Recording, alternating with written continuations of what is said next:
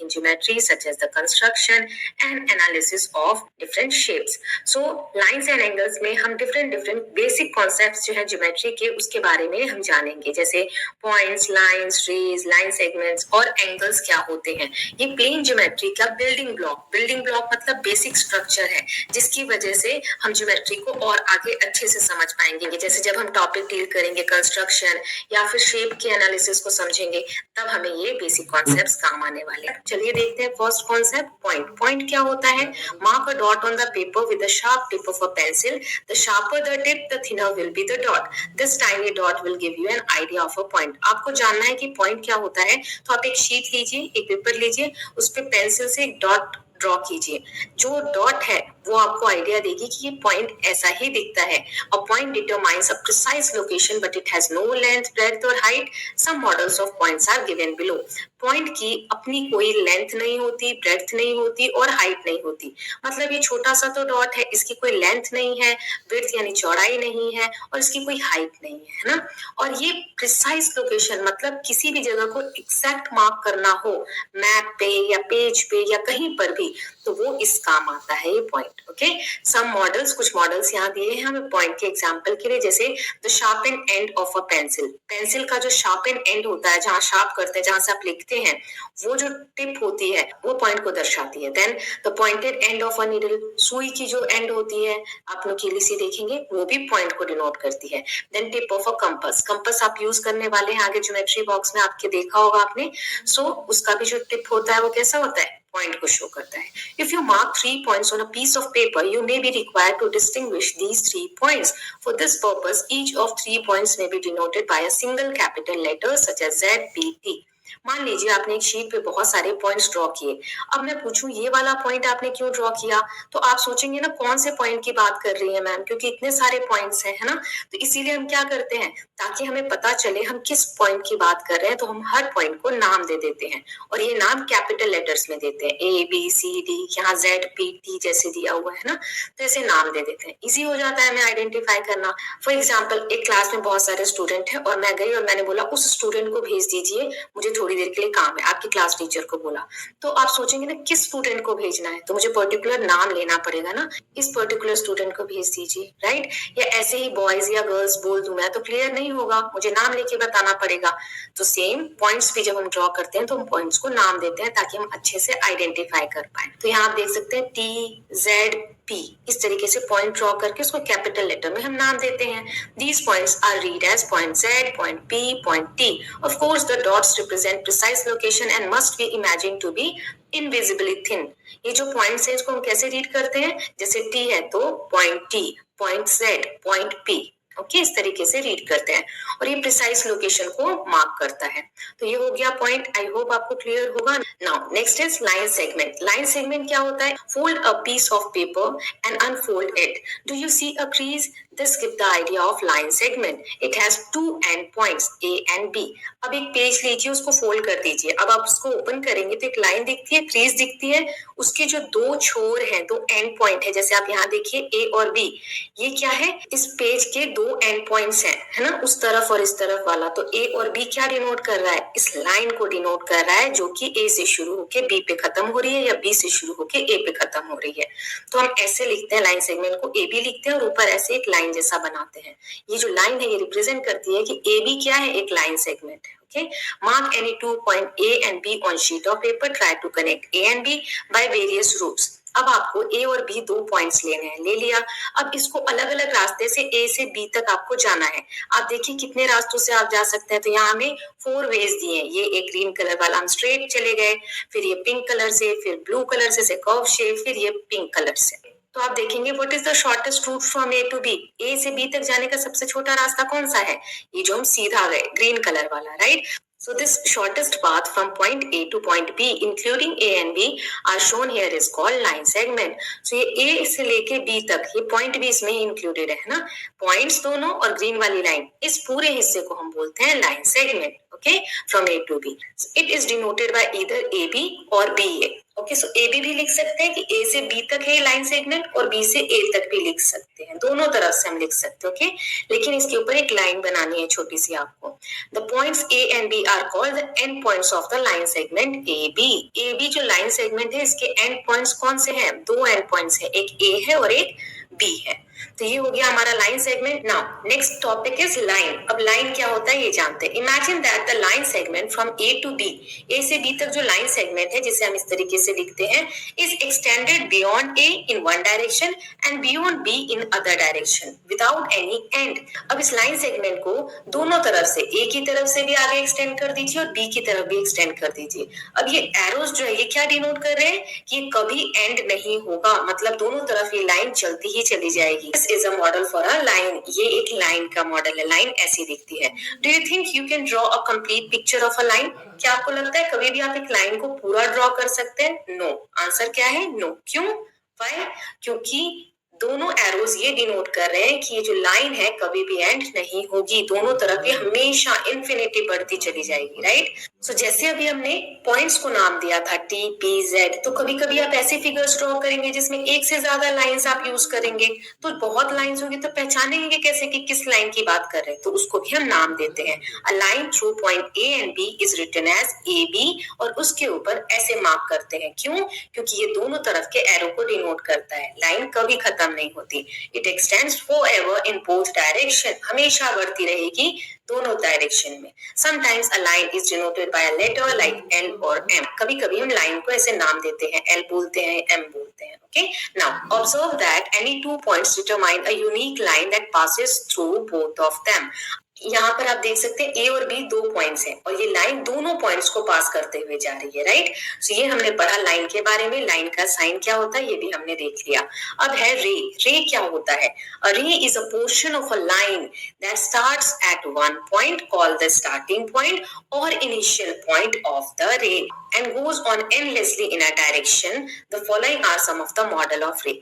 देखिए रे क्या होता है, ये भी लाइन की तरह ही दिखेगा आपको, लेकिन इसमें सिर्फ एरो आपको एक तरफ दिखेगा। मान लीजिए ए पी, ये क्या है? दो डॉट्स के साथ लाइन सेगमेंट्स।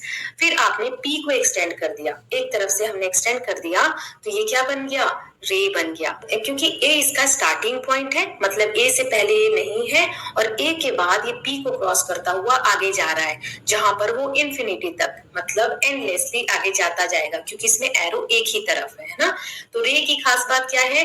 एक इसका स्टार्टिंग पॉइंट होता है और एक तरफ ये एंडलेसली बढ़ता चला जाता है। कुछ एग्जांपल्स हैं, जैसे beam of light from a light house. ये एक जगह से स्टार्ट हो रही है, लाइट हाउस इसका एक स्टार्टिंग पॉइंट है और एरो डिनोट कर रहा है कि एंडलेसली आगे तक जाएगी। Okay, then ray of light from a torch. Torch देखिए, अब इसमें भी सोर्स है, बल्ब है टॉर्च के अंदर, वो सोर्स है लाइट का, है ना? तो यहाँ से स्टार्टिंग पॉइंट है, उसके बाद लाइट्स की रेज देखिए ऐसे आगे की तरफ जा रही है, तो क्या है? रे, जिसका एक स्टार्टिंग पॉइंट है लेकिन एंड पॉइंट नहीं है। एरो दिखा रहा है कि लाइट आगे तक जा रही है। ऐसे ही सन रे, सन की जो रे है मतलब सन से स्टार्ट हो रही है ना, इसका एक सोर्स है सन, वहां से रेज स्टार्ट हो रही है और फिर देखिए हमारी अर्थ तक भी आती है और कहाँ कहाँ तक जाती है सन की रेज, है ना? तो इसका कोई एंड नहीं है लेकिन स्टार्टिंग पॉइंट है, इसको हम बोलते हैं rays. Look at the diagram figure 2.3 of a ray. Two points are marked on it. One is starting point A and other is point P on the path of ray. We then denote the ray AP. तो ये देखिए आपको मैं समझा चुकी हूँ, A से start हो रही है और P को पास करते हुए ये रे पास हो रही है, तो इसको हम लिखेंगे AP रे। रे का ये वाला साइन होता है जिसमें एक तरफ एरो डिनोट होता है। इसके साथ हमने 4 बेसिक पॉइंट्स पढ़ लिए। एंगल्स के बारे में हम बाद में पढ़ेंगे, एक्सरसाइज दी गई है, लेकिन उससे पहले ये चारों पॉइंट्स को एक बार समराइज कर लेते हैं। सो पॉइंट इस तरीके से दिखता है, इसकी हाइट नहीं होती, विड्थ नहीं होती, लेंथ नहीं होती, राइट? और प्रिसाइज लोकेशन को ये दिखाता है। फिर हमने देखा लाइन सेगमेंट क्या होता है। इसके दो एंड पॉइंट्स होते हैं, लाइन सेगमेंट के दो एंड पॉइंट्स होते हैं। क्योंकि हम पॉइंट्स बोल रहे हैं तो इनको हम नाम दे देते हैं ए बी। फिर हमने देखा लाइन। लाइन में क्या होता है? दोनों तरफ से नॉन एंडिंग होता है। ये दोनों तरफ एरो क्या डिनोट कर रही है कि एंडलेसली दोनों डायरेक्शन में जाते जाता है। इसको हम ऐसे लिखते हैं ए बी लाइन, और ऊपर ऐसे दोनों तरफ एरो दिखाते हैं, राइट? फिर हमने रे के बारे में पढ़ा, एक स्टार्टिंग पॉइंट होता है और एक तरफ से एंडलेसली जाते जाता है। इसको हम इस तरीके से लिखते हैं एपी रे। ओके ये हमने एक बार रिवाइज कर लिए सारे पॉइंट्स को। अब एक्सरसाइज देख लेते हैं, फिगर इट आउट। कुछ क्वेश्चंस हैं, एक एक करके देखेंगे। पहला क्वेश्चन है, Rihan mark the point on a piece of paper, how many lines can he draw that pass through the point. So अगला शीतल का क्वेश्चन है, इसीलिए यहाँ कहा है can you help Rihan and Sheetal find their answer. So पहले हम रिहान की हेल्प करते हैं, नेक्स्ट पार्ट में शीतल की करेंगे। ओके सो देखिए तो कैसे रिहान ने किया है, चलिए देखते हैं। पहले उसने एक पेपर पे पॉइंट ड्रॉ किया, तो मैंने यहाँ पॉइंट ड्रॉ कर दिया, इसको नाम दे दिया पी। अब बोल रहा है रिहान इस पॉइंट से कितनी लाइंस ड्रॉ कर सकता है। सो 1 2 3 4 अनगिनत लाइनें ड्रॉ कर सकता है, कोई लिमिट ही नहीं है ना। So an infinite number of lines can be drawn through a single point. एक सिंगल पॉइंट से क्रॉस होते हुए अनगिनत लाइनें, इनफाइनाइट मतलब होता है जिसकी कोई काउंटिंग ना हो, अनलिमिटेड। ओके सो बहुत सारी लाइंस हम ड्रॉ कर सकते हैं। अब शीतल वाला क्वेश्चन देखते हैं। Sheetal mark 2 points on a piece of paper, how many different lines can she draw that pass through both of the points. अब शीतल ने 2 पॉइंट्स ड्रॉ किए, चलिए हम 2 पॉइंट्स ड्रॉ करते हैं, ए और बी, इसको नाम दे दिया। अब कितनी लाइंस शीतल ड्रॉ कर सकती है इन दोनों पॉइंट्स को टच करते हुए। सो सिर्फ एक लाइन, देखिए इस तरीके से ए और बी लाइन ड्रॉ कर सकती है शीतल दोनों पॉइंट्स को टच करते हुए। और इसको कैसे लिखेंगे, ए बी, और इसके ऊपर इस तरीके से दोनों तरफ के arrows. Right now let's see the next question. Name the line segment in figure 2.4 which of the 5 marked points are on the exactly one of the line segment which are on 2 of the line segment। very simple question। चलिए देखते हैं। सबसे पहले line segment होता क्या है, क्योंकि हमें लाइन सेगमेंट मार्क करना है तो पहले वो देख लेते हैं। A line segment has 2 end points, जिसके 2 एंड पॉइंट्स होते हैं। अभी हमने रिवाइज किया था, तो इसमें कौन कौन से लाइन सेगमेंट आपको दिख रहे हैं। देखिए line segments are L M, L और एम 2 पॉइंट से बना है, ऐसे लिखेंगे, और ऊपर एक लाइन, फिर एम पी है ना, एम और पी से बना है, देन पी एंड क्यू, फिर क्यू एंड आर। ये दो पॉइंट से, यानी दो एंड पॉइंट से, और ये लाइन सेगमेंट हमने लिख दिए। अब यहाँ पे पूछा है कौन से ऐसे पॉइंट्स हैं इनमें से जो 2 लाइन सेगमेंट्स में कॉमन है, और कौन से ऐसे पॉइंट्स हैं जो सिर्फ एक ही लाइन सेगमेंट का पार्ट है। सो एल और आर, ये जो 2 पॉइंट है, ये सिर्फ एक लाइन सेगमेंट से जुड़े हुए हैं, L M and Q R. देखिए एल और किसी में आया है, नहीं आया है ना, लेकिन एम पी और क्यू ये तीनों क्या है, ये 2 लाइन सेगमेंट का पार्ट है। कैसे, एम जो है ये 2 लाइन सेगमेंट में आया है, एल एम में भी आया है और एमपी में भी आया है, और ऐसे ही पी 2 लाइन सेगमेंट का पार्ट है, एमपी में भी आया है और पी क्यू में भी आया है। फिर क्यू भी 2 लाइन सेगमेंट का पार्ट है, पी क्यू में भी आया है और क्यू आर में भी आया है। राइट सो ये हो गया। Now next question is name the rays shown in figure 2.5, is T the starting point of each of these rays। ये जो फिगर दी गई है इसमें आपको बताना है क्या T सभी रेस का स्टार्टिंग पॉइंट है। तो रे क्या होती है, अरे is a part of line that has one starting point and goes endlessly in one direction. एक स्टार्टिंग पॉइंट होता है जहां से वो स्टार्ट होती है और एक डायरेक्शन में वो बढ़ती चली जाती है, मतलब एरो सिर्फ एक तरफ होता है। सो इस फिगर में हमें ये बताना है कि टी क्या सभी रेस का स्टार्टिंग पॉइंट है। So from the figure we can find the following rays. कौन कौन सी रेस है यहाँ पर, टी ए रेस, रे के लिए हमने ऐसे एरो बनाया एक, फिर टी बी रेस और टी एन रेज, है ना, तो ये 3 रेज है हमारी। So yes from figure it is clear that T is the starting point of each of these raise, है ना, टी से ही सारी रेज स्टार्ट हो रही हैं। नेक्स्ट है draw a rough figure and write labels appropriately to illustrate each of the following. हमें 4 parts दिए हुए इस क्वेश्चन के, चारों करने हैं और सही से लेबलिंग करनी है, नाम सही से देने हैं। ओपी लाइन, ये लाइन क्यों है, क्योंकि इसके दोनों तरफ एरो है। So OP and OQ line meet at point O. So देखिए कैसे इसको ड्रॉ करेंगे, तो ओ पी, पहले ये लाइन ड्रॉ कर ली, दोनों तरफ एरो, फिर ओ क्यू ये लाइन ड्रॉ कर ली, इसके भी दोनों तरफ एरो। तो ओ जो पॉइंट है ये कॉमन है दोनों के लिए, है ना, तो कहाँ पे मीट हो रही है दोनों लाइन, ओ पे। सो ऐसे हम ड्रॉ करेंगे। नेक्स्ट है एक्स वाई रे, क्योंकि एक तरफ एरो है, एंड पी क्यू लाइन, क्योंकि दोनों तरफ एरो है, इंटरसेक्ट एट पॉइंट एम। तो हमें एक रे ड्रॉ करनी है एक्स वाई, चलिए ड्रॉ करते हैं एक्स वाई रे। इस तरीके से पॉइंट्स दे दिए, एक तरफ इसका स्टार्टिंग पॉइंट है और एक तरफ एरो है।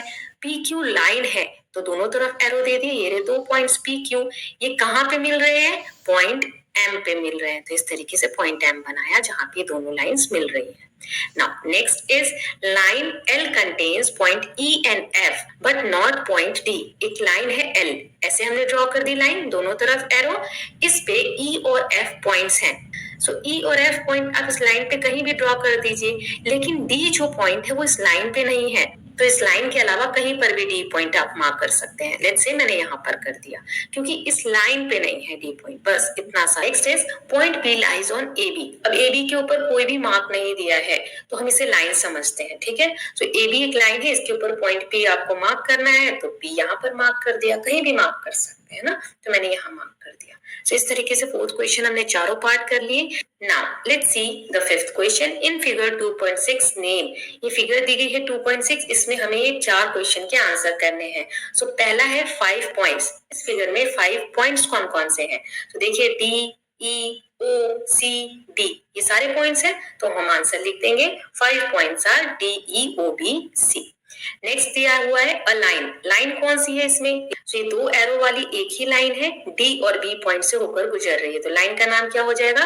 डी बी, और ऊपर 2 एरो वाला ऐसा सिंबल बना देंगे। Okay, now next is 4 rays. Rays क्या होती है? जिसके एक स्टार्टिंग पॉइंट हो और एक तरफ एंडलेसली वो एरो बना हो, है ना। तो कौन कौन सी रेज है? तो पहले रेज ड्रॉ कर लेते हैं। ओ से सी की तरफ जाने वाली, ओ से बी की तरफ जाने वाली, ओ से ई की तरफ, और ओ डी रेस, है ना। तो ये 4 रेस है, यहाँ पर हमने नाम दे दिया और सबके ऊपर एक एरो छोटा सा बनाना है। Then next is 5 line segment. Line segment जिसके 2 एंड पॉइंट होते हैं, इस तरीके से, है ना। सो कौन कौन से हैं? देखिए O C, E B, D O, E O and E D, और इसके ऊपर ऐसे लाइंस ड्रॉ करेंगे। तो ये हमारे 2 एंडिंग पॉइंट्स वाले सारे लाइन सेगमेंट्स हैं। नेक्स्ट क्वेश्चन करने से पहले एक इंपॉर्टेंट कॉन्सेप्ट देखते हैं। ये 2 पॉइंट्स हैं ए बी, ये एंड पॉइंट्स है किसके? लाइन सेगमेंट ए बी के। सो ए बी लाइन सेगमेंट है, इसको हम बी ए लाइन सेगमेंट भी लिख सकते हैं। इसको रीड कैसे करेंगे? ए बी लिख रहे हो मतलब ए से स्टार्ट हुआ बी पे खत्म हो रहा है, और बी ए लिख रहे हो मतलब बी से स्टार्ट हुआ ए पे खत्म हो रहा है। मतलब लाइन सेगमेंट को हम किसी भी तरफ से लिख सकते हैं, ए बी या पी ए। इसके अपोजिट अगर आप रे की बात करो तो रे का एक स्टार्टिंग पॉइंट होता है और एक तरफ रे एंडलेसली जाती है। सो बीच में आप कितने भी पॉइंट्स ड्रॉ कर दो, वो उस पॉइंट से होकर जा रही है। ऐसा हम नहीं कह सकते कि उस पॉइंट से वो स्टार्ट हो रही है। लेट्स से जो स्टार्टिंग पॉइंट है इसको नाम दे दिया ओ, और यहाँ एक पॉइंट दे दिया बी, ठीक है। तो अब इसको नाम क्या देंगे? ओ बी रे। क्यों? क्योंकि ओ से स्टार्ट हो रही है और बी की तरफ जा रही है। क्या इसको हम ऐसे बोल सकते हैं बी ओ रे? नहीं, क्योंकि बी से स्टार्ट नहीं हो रही है ये रे, बी की तरफ जा रही है। इसका स्टार्टिंग पॉइंट ओ है, तो रे को हमेशा और हमेशा हम स्टार्टिंग पॉइंट से नाम देते हैं। चलिए अब नेक्स्ट क्वेश्चन देखते हैं। Here is a ray OA. It starts at O and passes through the point A. एक रे दी गई है यहाँ पर OA, ये O से स्टार्ट हो रही है और A की तरफ एंडलेसली आप एरो देख सकते हैं। Now it also passes through the point B. ये जो रे है ये B पॉइंट से भी पास हो रही है। आप यहाँ दोनों पॉइंट्स देख सकते हैं। अब इसमें 2 क्वेश्चन है। Can you also name it OB ray? क्या आप इसको ओबी रे नाम दे सकते हैं? Yes, we can do that. Why? क्योंकि दोनों का स्टार्टिंग पॉइंट क्या है? ओ है, दोनों ओ से स्टार्ट हो रहे हैं, चाहे ओ ए रे हो या ओ बी रे हो, right. So we can name it as O B ray because the ray also passes through point B. अब सेकेंड क्वेश्चन है, can we also write O A as A O? Why और why not? क्या O ए जो ये रे है इसको हम ए ओ रे लिख सकते हैं? यस और नो, जो भी आपका आंसर है आपको बताना है कि क्यों है आपका आंसर। तो अभी हमने कॉन्सेप्ट देखा था, क्या इसको लिख सकते हैं हम? नहीं लिख सकते हैं ना, क्योंकि रे में एक स्टार्टिंग पॉइंट होता है। रे का नाम हमेशा हम स्टार्टिंग पॉइंट से स्टार्ट करते हैं। सो ओ ए ही इसका नाम रहेगा। वी कांट राइट ओ ए रे एज ए ओ रे बिकॉज द रे हैज वन इनिशियल पॉइंट और स्टार्टिंग पॉइंट। But बहुत important topic है, please pay attention. An angle is formed by 2 rays having a common starting point. Here is the angle formed by rays BD and BE, where B is the common starting point. So यहाँ पर आप image में देखिए BD रे और BE रे, ये दोनों रे एक कॉमन पॉइंट से स्टार्ट हो रही है B से। रे क्या होता है? एक स्टार्टिंग पॉइंट होता है और एक तरफ से एंडलेसली एरो होता है ना, कि बढ़ती चली जाएगी। सो बी जो एक कॉमन पॉइंट है ना, इसे हम एंगल का वर्टेक्स बोलते हैं। क्या बोलते हैं? वर्टेक्स। और ये 2 रेस से ये एंगल बना है, बीडी और बीई से, है ना। Now the point B is called vertex of the angle. ये जो पॉइंट बी है जहाँ पे कॉमन पॉइंट है दोनों रेस का, उसे हम वर्टेक्स कहते हैं एंगल का।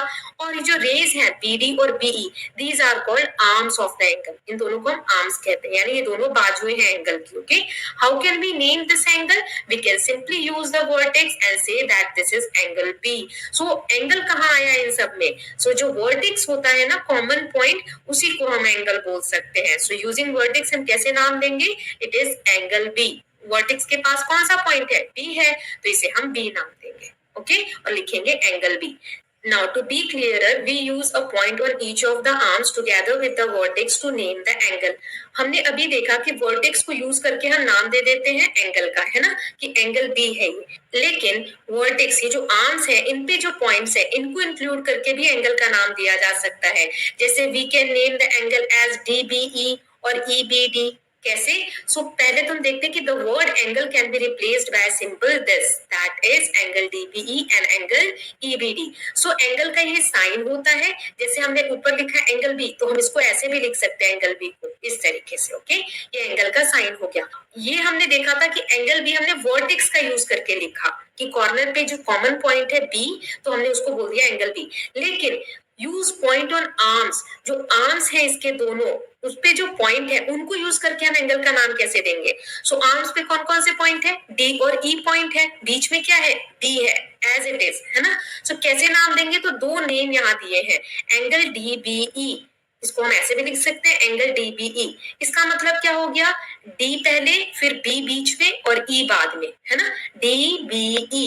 अब इसको हम ऐसे भी लिख सकते हैं, एंगल EBD. ई पहले, बी बीच में और डी बाद में.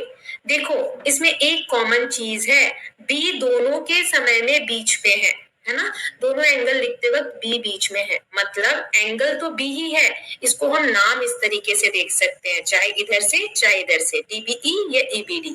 आई होप इतना आपको क्लियर है. Note that in specifying the angle the vertex is always written as the middle letter. जो मैंने अभी आपको बताया वर्टेक्स क्या है, इसमें बी है, तो बी हमेशा बीच में ही होगा. Okay, I hope it is clear. Now, next is to indicate an angle, we use a small curve at the vertex. Refer to figure 2.9. ये 2.9 में आपको इमेज दी गई है. तो जैसे ये दो आर्म्स है, बीच में जो ये पॉइंट है, यहाँ क्या है? वर्टेक्स है. अब एंगल को एक कर्व शेप ऐसा दे देते हैं, है ना. बीच में ये कर्व शेप आया, ये क्या डिनोट करता है? Angle denote. ये हो गए हमारे दोनों आर्म, जहाँ पे कॉमन पॉइंट है यहाँ वर्टेक्स यानी एंगल, और इसको हम कर्व शेप इस तरीके से दिखाते हैं. ये अभी तक हमने सीखा. ओके, अब नेक्स्ट देख लेते हैं.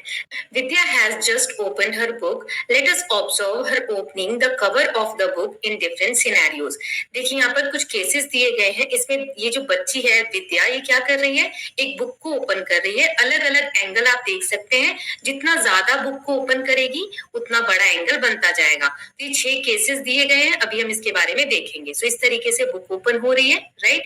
Now do you see angles being made in each of these cases? Can you mark the arms and vertex? So हमें ये बताना है कि आप इसमें एंगल्स देख पा रहे हैं कि कहाँ पर बन रहे हैं, और इनमें आर्म्स कौन से हैं, वर्टेक्स क्या है, वो बताना है. सो एक एक केस हम ध्यान से अभी देखेंगे. Which angle is greater, the angle in case 1 और the angle in case? Just as we talk about the size of a line based on its length, we also talk about the size of an angle based on its amount of rotation. जैसे अगर मैं 2 lines आपको खींच के दूं और बोलूं कि इनमें से बड़ा कौन सा है, तो आप क्या करेंगे? उसको नापेंगे, उसकी लेंथ को नापेंगे, राइट. वैसे ही एंगल्स को भी नापा जाता है कि कौन सा एंगल बड़ा है, कौन सा छोटा है. So the angle in case 2 is greater. In this case, she needs to rotate the cover more. अब कैसे पता चलता है कि कौन सा एंगल बड़ा है, कौन सा एंगल छोटा है? लाइन को तो हमने लेंथ के हिसाब से नाप लिया है ना.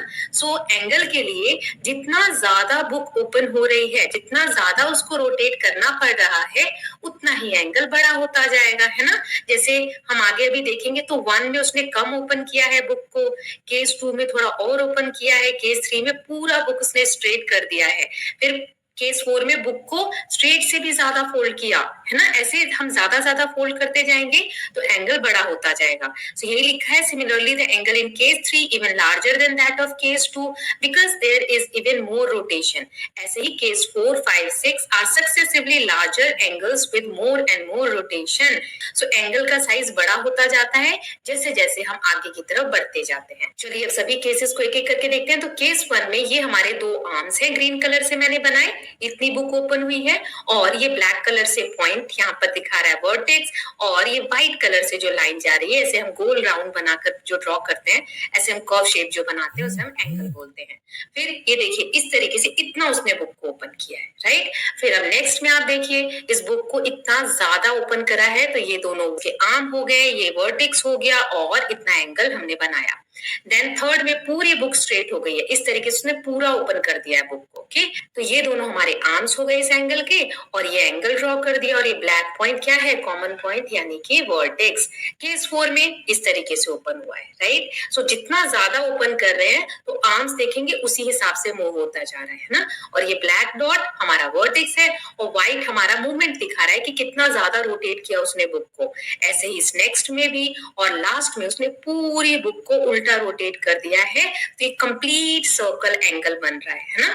सो आई होप आपको ये समझ में आया होगा कि एंगल हम कैसे नापते हैं। The size of an angle is the amount of rotation और turn that is needed about the vertex to move the first ray to the second ray. ये जो पहली रे है नीचे की, यहाँ से सेकंड रे तक जाने के लिए जितना ज्यादा मूव कर रहे हैं उसी को हम एंगल का साइज बोलते हैं। सो इनिशियल पोजीशन यानी शुरुआत में हमारा रे यहाँ है, फाइनल पोजीशन यहाँ तक उसको जाने के लिए कितना मूव करना पड़ा, ऐसे वो मूव करेगा, है ना। सो ये हमारा वर्टेक्स हो गया। So amount of turn in the size of the angle, ये होता है, ये बताता है कि एंगल कितना बड़ा है, ओके। चलिए अब आगे देखते हैं। Let's look at some other examples where angle arise in real life by rotation और टर्न।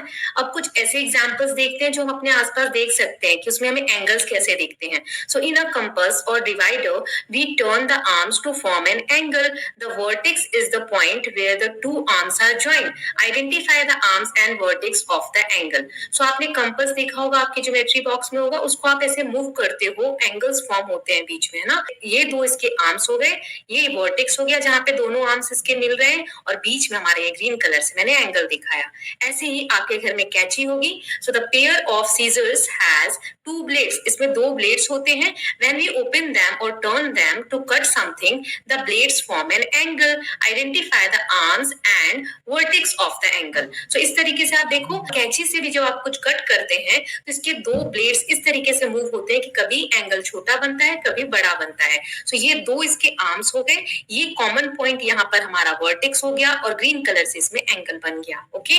नाउ नेक्स्ट क्वेश्चन दिया हुआ है, look at the pictures of spectacles, wallet and other common objects. Identify the angles in them by marking out their arms and vertices. Do you see how these angles are formed by turning one arm with respect to the other. अब ये जो चीजें दी गई हैं, इसमें भी हमें angle find out करना है और बताना है कहाँ पर आर्म्स है, कहाँ पर वर्टेक्स है, कहाँ एंगल है। वहां पर तो बहुत सारे एंगल है। एक मुझे जो दिख रहा है स्पेक्टिकल्स में, वो इस तरीके से दो आर्म हो गई ग्रीन कलर की। ये रेड पॉइंट क्या डिनोट कर रहा है, हमारा वर्टेक्स यानी कॉमन पॉइंट, और फिर ये एंगल, ठीक है। ऐसे ही पर्स में आप देखिए, वॉलेट में, तो ये दो हमारे आर्म्स हो गए ग्रीन कलर से, रेड कलर ये डॉट से वर्टेक्स बना दिया, और ब्लू कलर से मैंने यहाँ पर एंगल बना दिया। फिर ये स्टेपलर रखा हुआ है, इसमें भी ये दो आर्म्स हो गए, ये हमारा बीच में एक वर्टेक्स हो गया और ये एंगल हो गया। ज्योमेट्री बॉक्स में भी देखिए आप, इस तरीके से दो आर्म्स, वर्टेक्स और एंगल। नाउ ये जो ओपन बॉक्स है, इसमें भी एक एंगल बन रहा है, दो आर्म्स, वर्टेक्स और एंगल। सो ऐसे आप घर में बहुत सी चीजें देख सकते हैं जिसमें आपको कि ये सब चीजें नोट होने को मिलेंगी। नाउ अब एक्सरसाइज है, फिगर इट आउट। कुछ क्वेश्चंस है, एक एक करके देखते हैं। पहला है, can you find the angles in the given pictures, draw the rays forming any one of the angle and draw the vertex of the angle. ये जितनी भी इमेज दी गई है, इसमें हमें एंगल्स फाइंड आउट करने हैं, ओके। और कोई सा एक एंगल हमें रेज के साथ, वर्टेक्स के साथ ड्रॉ करके दिखाना है। तो पहली इमेज हमें यहाँ बाइसिकल की दी गई है, इसमें तीन रेज है, DC जो D से स्टार्ट हुई है C की तरफ, DB जो D से स्टार्ट हुई है B की तरफ, और DA जो D से स्टार्ट हुई है A की तरफ। अब कोई सा एक एंगल बताना है, तो मैंने यहाँ पर एक एंगल बताया आपको, ADB, यानी बीच में कौन सा है, D। अब इसको एक और नाम से हम क्या लिख सकते हैं, बीच में D ही रहेगा, लिखेंगे BDA, दूसरी तरफ से इसको रीड करेंगे, है ना। नाउ ये स्क्वायर दिया हुआ है, इसमें मैं दो रे लेती हूँ, BA जो B से स्टार्ट हुआ है A की तरफ, और BD जो B से स्टार्ट हुआ है D की तरफ। बीच में ही हमारा B के पास वर्टेक्स हो गया और एंगल यहीं बन जाएगा। इस एंगल का एक नाम मैं दे रही हूँ ABD, B इसमें बीच में है। ऐसे यहाँ सीढ़ियां दी गई है, इसकी दो रेस कौन कौन सी है, AB एंड AC। ए इसमें कॉमन पॉइंट है, यहाँ पे हमारा वर्टेक्स हो जाएगा और बीच में ये एंगल हो गया। इसका नाम है BAC, ए बीच में है। अब ये ब्रिज है तो ब्रिज में दो रेस कौन कौन सी है, CA और CB, कॉमन पॉइंट है C, यानी ये वर्टेक्स हो गया और यहाँ एंगल हो गया, तो इसको मैं नाम देती हूँ ACB। Now next question is draw and label an angle with arms ST and SR। सो दोनों में S है यानी S कॉमन पॉइंट है ना। सो दो आर्म्स हमें बनाने हैं, सो ST SR, दो आर्म्स बना दिए। अब एंगल कहाँ बनेगा, यहाँ पर, इसका नाम है T। Question is explain why angle APC cannot be labeled as angle P। हम APC को एंगल P क्यों नहीं बोल सकते, चलिए देखते हैं। तो पहले एंगल्स कौन कौन से हैं वो समझ लेते हैं। सो P यहाँ पे कॉमन पॉइंट है, सो सारे वर्टेक्स P पे ही होंगे, है ना। सो दो रेस कौन कौन सी है, PA PB। सो यहाँ पे एक एंगल बनेगा APB, इसको अपोजिट करके लिख दिया BPA, है ना। फिर एक और एंगल यहाँ हम देख सकते हैं PB रेस से और PC रेस से, सो BPC, इसको उल्टा बोलेंगे CPB, राइट। फिर एक सबसे बड़ा एंगल बन रहा है यहाँ, अगर बीच की लाइन को मैं हटा दूं तो देखिए कैसे बनेगा, PA रे PC रे, है ना। सो ये देखिए बीच में एंगल बन रहा है और P यहाँ पे वर्टेक्स हो जाएगा, तो इस एंगल को क्या नाम देंगे, CPA या APC, अपोजिट कर देंगे, है ना। ना तो अब ये बताइए कि इसको हम एंगल P क्यों नहीं बोल सकते। हमने देखा था कि एंगल P भी हम नाम दे सकते हैं ना, कॉमन वर्टेक्स है, तो ऐसा इसलिए नहीं बोल सकते। इसका आंसर देखिए यहाँ पर मैंने बताया आपको, angle APC can not be labelled as angle P because there is more than one angle at point P। Point P पे आप देखेंगे एक से ज्यादा एंगल बन रहे हैं ना, तीन एंगल हमने देख लिए। If you only write angle P, it's unclear which angle you are talking about because there could be multiple angles that share the same vertex P। क्योंकि सिर्फ आप बोलेंगे एंगल P तो पता ही नहीं चलेगा कौन से एंगल की बात कर रहे हैं आप, है ना। हमने तो तीन एंगल देखे यहाँ पर, इसीलिए हम एंगल P नहीं बोल सकते, राइट। इतना बड़ा आंसर नहीं लिखना है आपको, सिर्फ फर्स्ट पॉइंट भी आप लिख सकते हैं, ओके। ये मैंने आपको समझाने के लिए सेकंड वाला पॉइंट दिया है। Now next question is name the angles marked in the given figure. ये फिगर दिया हुआ है, इसमें कौन कौन से एंगल है हमें मार्क करना है। तो जैसे अभी हमने पीछे वाले क्वेश्चन में देखा, सेम इसमें भी तीन एंगल बनेंगे। कौन कौन से, तो पहला देखिए T यहाँ पे कॉमन पॉइंट है सबके लिए, है ना, तो T हमेशा बीच में ही आएगा। तो यहाँ से दो रे देखिए TQ TR, तो इसमें कौन सा एंगल बनेगा, QTR या RTQ, अपोजिट हो जाएगा। सेकंड कौन सा बनेगा, तो T से फिर दो रे TP TQ, तो एंगल का नाम क्या होगा, QTP या फिर इसको आप बोल सकते हो PTQ, है ना। नाउ लास्ट वन, ये बड़ा वाला एंगल TP और TR दो रे से बनेगा, बीच का एंगल क्या नाम देंगे, TTR या RTP, कोई सा भी नाम दे सकते हैं ना। तो ये तीन एंगल्स बनेंगे। तो यहाँ पर सिर्फ तीन ही एंगल है, ये और करके जो मैंने लिखा है इसको आप इस तरीके से भी बोल सकते हैं। तो 6 दिख रहे हैं लेकिन total 3 he. Mark any 4 points on your paper so that no 3 of them are on one line. Label them A, B, C, D. Draw all possible lines going through pair of these points. How many lines do you get? Name them. How many angles can you name using ABCD? Write them all down and mark each of them with a curve as in figure 2.9. अब हमें 4 points draw करने ABCD, लेकिन इनमें से कोई से भी 3 point एक लाइन में नहीं होने चाहिए। तो ये लीजिए मैंने 4 पॉइंट ड्रॉ कर दिए ABCD। अब कितनी लाइंस आप ड्रॉ कर सकते हैं, तो देखिए AB BD DC CA, ये 4 लाइन हो गई और एक और AD और एक और BC, यानी टोटल हम 6 लाइंस ड्रॉ कर सकते हैं ना। सारे नाम भी लिख देंगे, AB line, BD line, CD line, AC line और BC एंड AD, ये 6 लाइंस हो गई। अब हम देखते हैं कि इनमें एंगल्स कितने बन सकते हैं। So all angles are as follow. हम लाइंस को रिमूव करके एंगल्स देखेंगे ताकि आपको आसानी से समझ में आए। अब यहाँ पर एक चीज आपको ध्यान देनी है कि हर पॉइंट से आप 3-3 एंगल बना सकते हो। कैसे, चलिए देखते हैं। तो यहाँ पर देखिए 3 लाइंस आपको दिख रही है, यहाँ पे कॉमन पॉइंट है A, तो यहाँ पे हर एंगल के बीच में क्या होगा, A होगा, है ना। सो BAC ये बड़ा वाला एंगल पूरा, फिर BAD ये वाला एंगल एंड CAD ये वाला एंगल, ये 3 बने। ऐसे ही नेक्स्ट पॉइंट हम कॉमन ले लेते हैं C को। सो ACD ये बड़ा वाला एंगल, ACB ये बीच का एंगल, BCD ये वाला एंगल, है ना, ये 3 हो गए। फिर नेक्स्ट पॉइंट हम कॉमन D ले लेते हैं। सो यहाँ पर बनेंगे बड़ा वाला CDB, A D B, then C D A. Okay, 3 angles बनेंगे। नाउ बी कॉमन पॉइंट, तो यहाँ पर ए बी डी बड़ा वाला, फिर ए बी सी, फिर सी बी डी।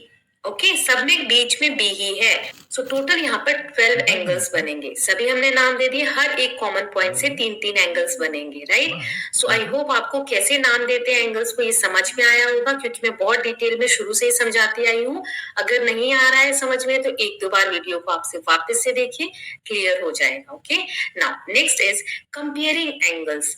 अब कौन सा एंगल छोटा है, कौन सा बड़ा है, कैसे समझेंगे, तो चलिए देखते हैं। Look at these animals opening their mouth. Do you see any angles here? If yes, mark the arms and vertex of each one. Some mouths are open wider than others.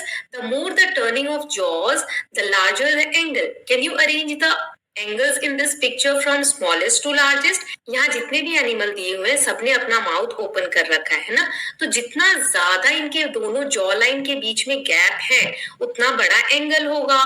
कैसे? तो पहले एक इंपॉर्टेंट कॉन्सेप्ट समझते हैं, फिर हम देखेंगे कि इनको सीक्वेंस में अरेंज कैसे करना है, कि सबसे छोटा मुंह किसका खुला और सबसे बड़ा मुंह किसका खुला है। तो चलिए एक इंपॉर्टेंट कॉन्सेप्ट समझ लेते हैं। यहाँ पर आप देख पा रहे हैं 2 रेज के साथ बीच में एक एंगल ना। अब मैंने एक और ऐसा ही एंगल ड्रॉ किया, लेकिन ये इमेज थोड़ी छोटी दिख रही है पहले वाले के कंपैरिजन में। तो हम क्या बोलेंगे कि ये एंगल छोटा है पहले वाले से। ये तो हमें पता चलेगा कैसे, चलिए देखते हैं। अब ये जो छोटा वाला एंगल है इसको मैंने एक अलग कलर से, सेम इसी नाप का है लेकिन बस कलर चेंज कर दिया है ताकि आपको अच्छे से समझ में आए। ओके, अब क्या देखना है, मैं इस छोटे वाले को बड़े वाले के ऊपर रख के देखती हूँ, है ना, कि ये अगर बड़ा होगा तो इससे अलग अलग इसकी लाइनें जाएंगी, अगर छोटा होगा तो इसके अंदर ही आ जाएगा। ये तो कैसे देखते हैं पहले समझ लेते हैं।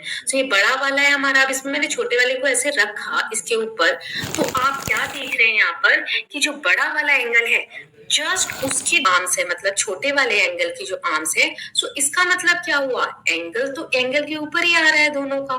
सो आर्म्स छोटी बड़ी होने से एंगल पे कोई फर्क नहीं पड़ता है। इससे हमने ये जाना कि आर्म्स छोटी है या बड़ी है कोई फर्क नहीं पड़ता, उनके बीच में गैप कितना है ये डिसाइड करता है कि एंगल बड़ा है कि छोटा है। ये बहुत इंपॉर्टेंट कॉन्सेप्ट। सो आई होप आपको ये क्लियर होगा। सो increasing the length of arms of the angle does not increase the angle. ऐसा नहीं है कि आर्म्स बड़ी हो गई तो एंगल बड़ा हो जाएगा। ये मैंने जो टेस्ट किया, एक एंगल के ऊपर दूसरे एंगल को रखा, इसी मेथड को हम बोलते हैं सुपर इम्पोजिशन। एक के ऊपर एक रख के हमने टेस्ट किया कि ये बड़ा है कि छोटा है। सो आई होप आपको ये नाम क्लियर होगा, इसको हम आगे अभी यूज करने वाले हैं। अब एनिमल के फेसेस देख लेते हैं। तो सब में मैंने ये ब्लू कलर से इनके फेसेस जितने ओपन है ये ड्रॉ कर दिए, 2-2 आर्म्स है ना। अब यहाँ आप देख सकते हैं बर्ड का फेस सबसे ज्यादा खुला है, 2 नंबर पे स्नेक है, 3rd नंबर पे ही क्रोकोडाइल है। अब देखो क्रोकोडाइल का फेस बड़ा है यानी आर्म्स बड़ी है, इसका मतलब ये नहीं है कि इसका एंगल भी बड़ा होगा, है ना। जिसका फेस ज्यादा खुला है जैसे चिड़िया का, तो ये चिड़िया का सबसे बड़ा एंगल है, और उसके बाद फिर स्नेक का यानी सांप का। 4th नंबर पे हमारी फिश आ जाएगी, और 5th नंबर पे छोटा सा यहाँ अर्थवॉर्म जैसा कीड़ा एक दिख रहा है, उसका फेस खुला हुआ है। ओके, सो इस तरीके से हमने अरेंज कर दिया कि सबसे छोटा कौन सा है, सबसे बड़ा कौन सा है। तो अब आगे देखते हैं, यहाँ पर हमें कुछ एंगल्स दिए हैं। Is it always easy to compare two angles? क्या हमेशा ये आसान होता है एंगल्स को कंपेयर करना? Here are some angles. Label each of the angles. How will you compare them? Draw a few more angles. Label them and compare. So यहाँ कुछ एंगल्स दिए, इन्हें हमें लेबल करना है, मतलब नाम देना है एंगल्स को, और कैसे इसको कंपेयर कर सकते हैं कि कौन सा बड़ा है कौन सा छोटा है। तो पहले लेबलिंग करते हैं। तो इसमें मैंने 3-3 पॉइंट्स दे दिए सभी आर्म्स पे, और नाम दे देते हैं ABC, यहाँ एंगल है, PQR यहाँ पर एंगल है, फिर STU टी बीच में है, STU, फिर MLK या KLM, ठीक है, बीच में एंगल है। सो इस तरीके से नाम दे दिए। अब हम कंपेयर कैसे करेंगे, तो इसके बहुत से तरीके होते हैं। पहला जो आपके टेक्स्ट बुक में दिया है वो है comparing angles by super imposition, जो मैंने अभी आपको समझाया। एक के ऊपर एक एंगल को रख के हम प्रैक्टिस कर सकते हैं और देख सकते हैं कि कौन सा एंगल बड़ा है या छोटा है। So any 2 angles can be compared by placing them one over the other, that is by super imposition. While superimposing, the vertices of the angles must overlap. जब भी आप एक एंगल को दूसरे एंगल के ऊपर रखते हैं उसमें जो वर्टेक्स है, दोनों एंगल के जो वर्टिसेस हैं वो सेम जगह पर होने चाहिए, है ना? मतलब जो कॉमन पॉइंट जहाँ एंगल बनता है वो सेम जगह पे होना चाहिए। After super imposition it becomes clear which angle is smaller and which is larger. फिर हमें पता चल जाता है कि कौन सा एंगल बड़ा है, कौन सा छोटा है। जैसे यहाँ देखिए, Q कॉमन पॉइंट है, QP और QR रे का, है ना? ऐसे ही B कॉमन पॉइंट है, BA और BC रे का। ठीक है, तो ये दो एंगल्स दिए हुए हैं। अब PQR यहाँ नीचे रखते हैं और इसके ऊपर मैं ABC वाले एंगल को रखती हूँ, पिंक वाले को। ठीक है, तो देखिए इस तरीके से आपको दिखा यहाँ पर, the picture shows the two angles super impose. मतलब हमने एक के ऊपर एक रखा, इसी को हम सुपर इम्पोजिशन बोलते हैं। It is now clear that angle PQR is larger than angle ABC। इस इमेज से अब हमें क्लियर हो रहा है कि PQR जो एंगल है वो ABC से बड़ा है। आई होप आपको ये समझ में आया होगा। नाउ इक्वल एंगल क्या होते हैं? Now consider angle AOB, angle XOY in figure which is greater. यहाँ दो एंगल दिए गए हैं जिसको आगे मैं डिटेल में बताऊंगी। अब हमें बताना है कि इनमें से बड़ा कौन सा है। The corners of both of these angles match and the arms overlap with each other, that is OA and OX, OB and OY. So the angles are equal in size. The reason these angles are considered to be equal in size is because when we visualize each of these angles as being formed out of rotation, we can see that there is an equal amount of rotation needed to move from OB ray to OA ray, OY ray to OX ray. From the point of view of superimposition, when two angles are superimposed and the common vertex and two rays of both angles lies on top of each other, then the size of the angles are equal. तो यहाँ इस पूरे paragraph का मतलब ये है कि equal कब होगा एंगल? जब दोनों रेज सुपर इम्पोज होने के बाद एक के ऊपर एक बिल्कुल फिट बैठ जाएगी, है ना? और एक ही जगह पर दोनों के वर्टेक्स होंगे और एंगल भी सेम होगा, तो हम इसे इक्वल एंगल कहेंगे, है ना? इसको ऐसे भी कह सकते हैं कि एक रे से दूसरी रे तक जाने के लिए जो रोटेशन होती है, एंगल का जो रोटेशन होता है वो सेम होगा। कैसे? चलिए समझते हैं। तो यहाँ पर हमें दो एंगल्स दिए हुए हैं, AOB and XOY। So XOY पहले रख दिया हमने। नाउ इसके ऊपर मैं रखती हूँ AOB को। तो देखिए लाइंस जरूर छोटी बड़ी हैं, मतलब जो इनके आर्म्स दिए हुए हैं वो छोटे बड़े जरूर हैं, लेकिन एंगल एकदम सेम बन रहा है दोनों। तो जब दोनों आर्म्स एक के ऊपर एक एग्जैक्ट फिट हो जाए, एंगल एग्जैक्ट फिट हो जाए, तो ऐसी सिचुएशन में बनता है हमारा equal angle. Now next is where else do we use superimposition to compare. और हम कहाँ कहाँ सुपर इम्पोजिशन मेथड यूज कर सकते हैं? तो देखिए आप अपने हैंड्स को एक के ऊपर एक रखिए, इस तरीके से रखेंगे तो ये अलग दिखेगा, है ना? अंगूठे दोनों अलग जा रहे हैं। लेकिन जब नमस्ते की पोजीशन में आप हाथ को एक दूसरे के सामने लेकर आएंगे तो एग्जैक्ट फिट बैठ जाएगा, है ना? ऐसे ही हमारा इक्वल एंगल भी होता है। अब एक्सरसाइज है figure it out. So I hope आपको सुपर इम्पोजिशन वाला टॉपिक अच्छे से समझ में आया होगा। अब इसकी जो एक्सरसाइज